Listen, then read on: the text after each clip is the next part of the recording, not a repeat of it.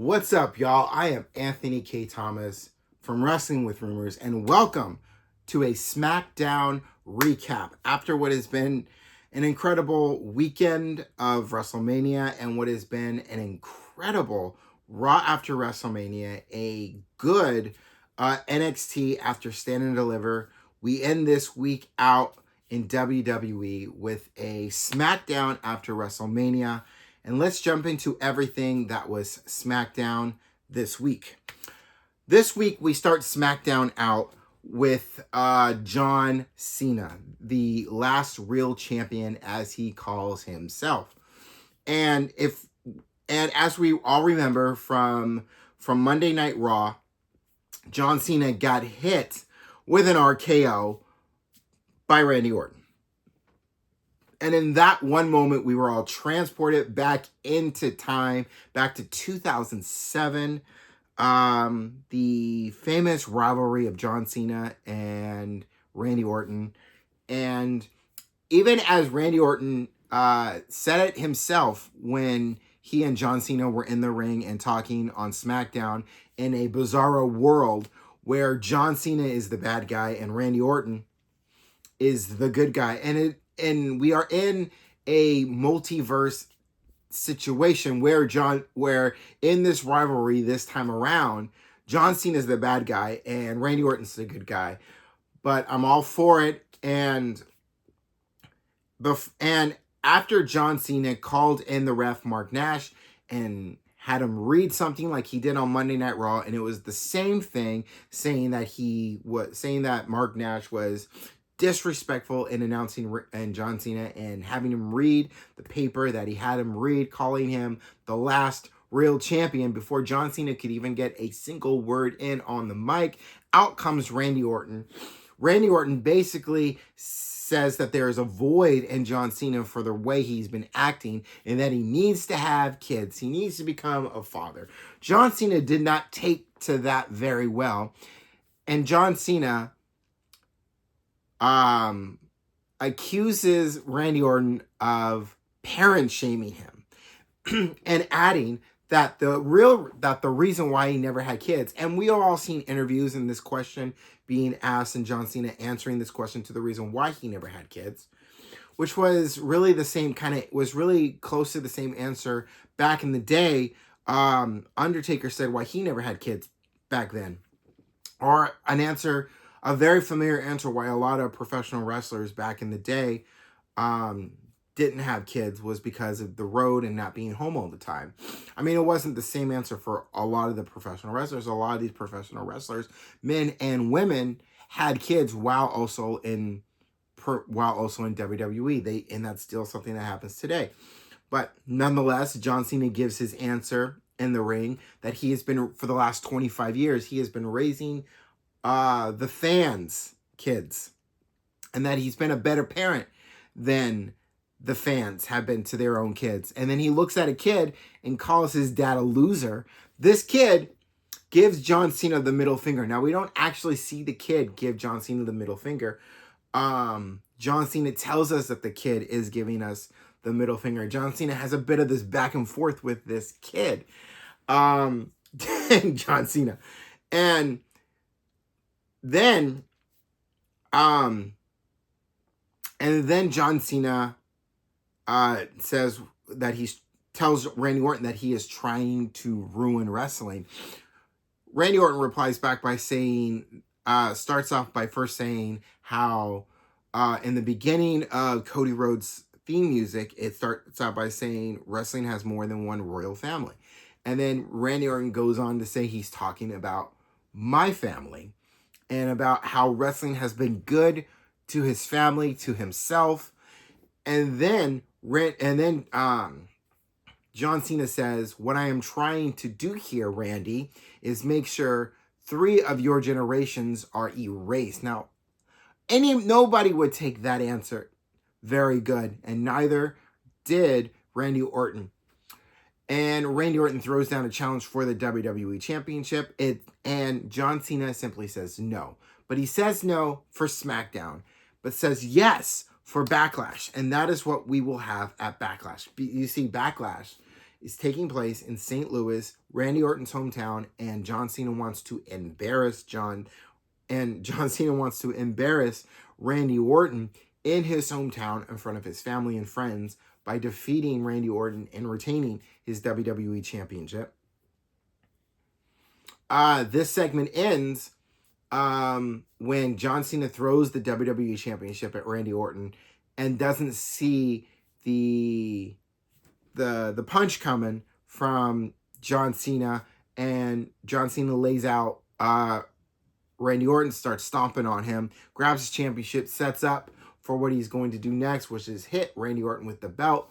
Randy Orton ducks and hits John Cena with an RKO and starts moving around the ring. The voices in his head are getting loud. It looks like he's going to... I was thinking in that moment he was going to punt the head off of John Cena. But he doesn't. He leaves the ring, and we are set. Nick Aldis made it official for Backlash. That is our main event. It'll be John Cena versus Randy Orton for the WWE Championship. There's our first match for Backlash. Moving on. First match of the night was the official debut of Fraxium on the main roster as they take on Los Garza in what was a great tag team match just to kick off this debut for Fraxium. Fraxium gets the win. Los Garza is an incredible tag team, and I really hope they get some tag team titles around their way soon, because Legado del Fantasma as a unit, I enjoy this unit very much, and Los Garza as a tag team deserves tag team gold. So let's get it. And Santos Escobar, we haven't really seen him in the ring a whole lot, and it's a bit of a bummer, and I hope eventually he gets back in the ring and gets these opportunities. He's a fantastic professional wrestler, a fantastic luchador. So let's get him back in the ring. Anyway, Tiffany Stratton was up next. She came out in a great mood, climbing a mountain that was Charlotte Flair and defeating Charlotte Flair on the biggest stage in WWE and sports and entertainment, and that is WrestleMania, and Tiffany Stratton did that. Out comes Jade Cargill, impressed, but wanting a match with Tiffany Stratton and wanting that WWE Women's Championship. Well, we got the match, and these two are putting on a really good match, and in the middle of that match, Naomi pops up and goes after Jade Cargill, because even though Jade Cargill might be done with Naomi is not done with Jade Cargill. So she goes after Jade Cargill, and Tiffany Stratton doesn't see with her back faced towards the ring announce. She doesn't see Nia Jax coming in after her, which is exactly what happened. Nia Jax goes after Tiffany Stratton, puts that down. Nia Jax is back and wants a rematch for her WWE Women's Championship, even though she had a rematch for it before we got into everything that was Charlotte. She don't care. She wanted another shot, and we'll see where that goes. But I think within that one segment right there, I think we got two more matches for Backlash, possibly. We'll see what happens. Up next is Jacob Fatu. Jacob Fatu's coming out, brand new United States Championship, all gas, no brakes. Yada I mean. But Solo Sikoa is trying to take credit for it. You know, Solo Sikoa is saying it was me who brought Jacob Fatu in here. Nobody wanted Jacob Fatu in WWE. The family didn't want Jacob Fatu in WWE. They all thought he was dangerous. I brought him in. I made sure he won the United States Championship. All of this. Jacob Fatu ain't having none of that. He's off the leash, as he says. And you either are with him or against him. Whether you like it or not, he gonna take what is his. Jacob Fatu made sure of that. And then out comes LA Knight, because this is LA Knight.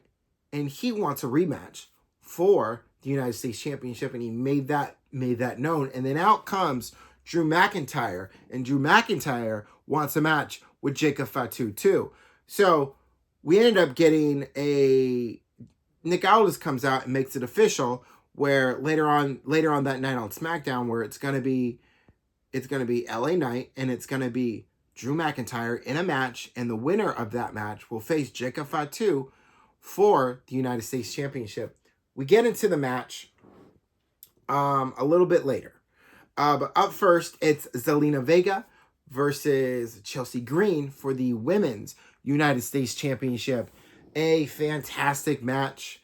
At one point, the ref sends the Hervis to the back because they are trying to get this match in Chelsea Green's favor, which is what they're there to do. But they got caught doing it this time by the ref, and the ref sends them away. And that opened the door for Zelina Vega to do what she does best in the ring. And in that moment, in an emotional moment, at the count of 1, 2, 3, we have a new Women's United States Champion in Zelina Vega. A worthy WrestleMania moment that it should have been, but nonetheless, still a great moment for Zelina Vega as she captures her first Women's Singles Championship in WWE. She is the new and second Women's United States Champion. She's a part of history, and I am so happy for her. I know it was a hell of a night for Chelsea Green, a hell of a celebration for Zelina Vega when she won that championship. I know it's still a hell of a night for Chelsea Green, even though she lost that championship. She's got to be proud of how she defended that championship. She defended it her way, and she was a hell of a great first United States Women's Champion. But it's not over for Chelsea Green. She's still got her Hervis. She's still going to be who she is. And I know a rematch is coming for Chelsea Green. But for now, Zelina Vega, she has got to still be basking in this glow that is championship glow for her for the first time. So I'm happy for her. And I look forward to what comes next for Zelina Vega. Up next was The Miz. And it started out backstage with The Miz with Carmelo Hayes, as he was happy for Carmelo Hayes because a week ago, Carmelo Hayes won the Andre the Giant Battle Royal, and a big moment for him. And Carmelo Hayes is still basking in that glory of winning, and Miz is letting him. He's giving him his flowers, and he gave him a chain with Andre the Giant memorial, with Andre the Giant's head on the chain, kind of like as this big congratulation moment. Pardon me for like itching my nose and stuff, allergies and stuff. I apologize. Anyway, Miz like, I need some of this too. I need to get in this moment. Carmelo Hayes stays backstage. Miz goes out to the ring, and he rants, right? He says why he's upset about not being part of WrestleMania. When Randy Orton needed a match, you didn't call The Miz, you called Joe Hendry. When Rey Mysterio needed someone to replace him, you didn't call The Miz, you call someone who's been in the company for 2 weeks, and Rey Fenix. So Miz was really upset. Was really acting upset, you know. And then right before The Miz can say he's awesome, lights go dark.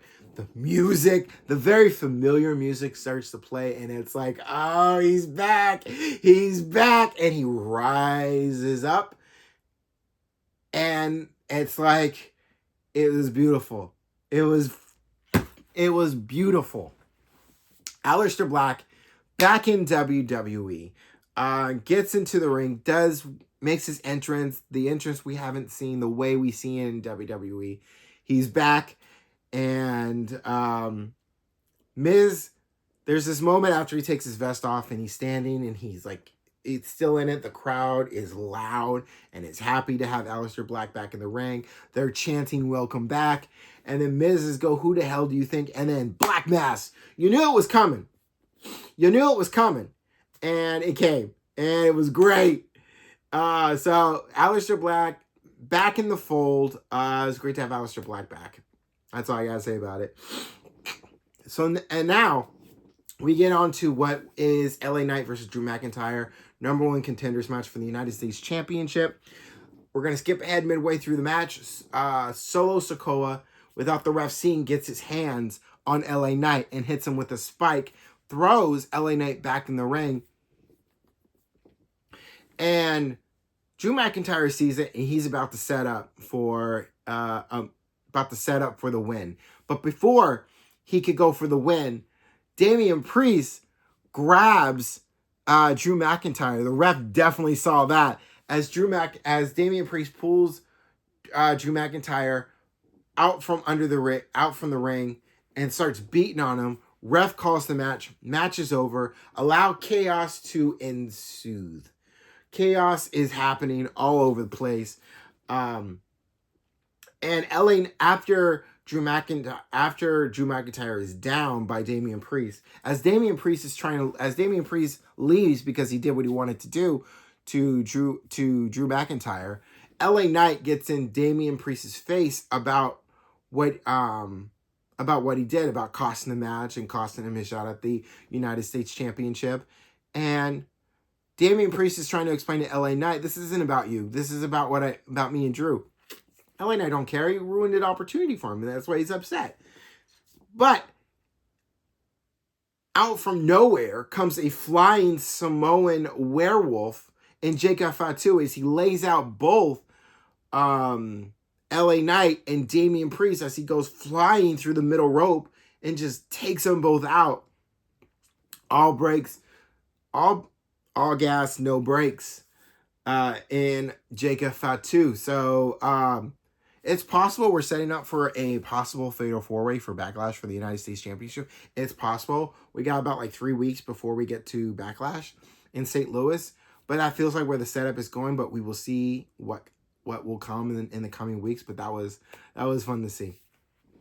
Up next, a commercial-free main event in a TLC ladder match. Street Profits versus Motor City Machine Gun versus DIY for the WWE Tag Team titles. This match was insane. This was chaos.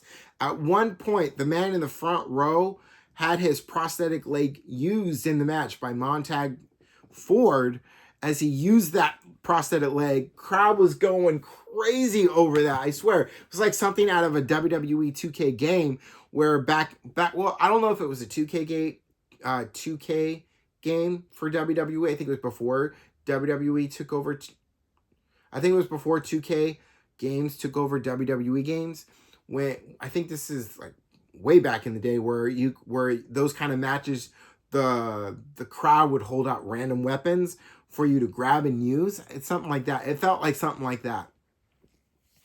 Anyway, this match was filled. This was a highlight reel making kind of match. This match was insane. You had tables being. You had these tag teams going through tables. These tag teams going through chairs. These tag teams setting up chairs a certain way so they go through it as well. Ouch. Chaos. Let me just say chaos. All going through. It was great, though. A great match. Street Profits get the win in this match. I feel I was watching. There are moments in this match for Alex Shelby, where it just looked like his arm was banged up pretty bad, or his knee at one point was banged up pretty bad. I haven't really heard anything yet about if he's out for a while with injury or something, but it looked like he was injured up pretty good. But Street Profits get the win. They take all the smoke. They retain. This was a great match. This is a match that absolutely should have been a part of WrestleMania. Absolutely WrestleMania Night 2. But nonetheless, still a great commercial-free main event for SmackDown. I love this match. SmackDown was cooking last night. SmackDown was a great show. As we end this week, we officially have Rusev back in the fold for WWE on Raw. We officially have Aleister Black back in the fold in WWE on SmackDown. Things are good. SmackDown was great.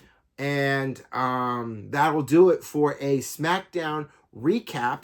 Really quick before I go, next week we got Miz versus Aleister Black in Aleister Black's first match back in WWE, and that'll be it. So that'll do it for this recap for SmackDown. Look out for Sunday when I drop a new episode of Wrestling with Rumors. Got some things to talk about there as well as the rumors from the past week. But y'all take care of yourselves. Y'all enjoy the weekend. And I will see y'all on the next one. Peace, y'all.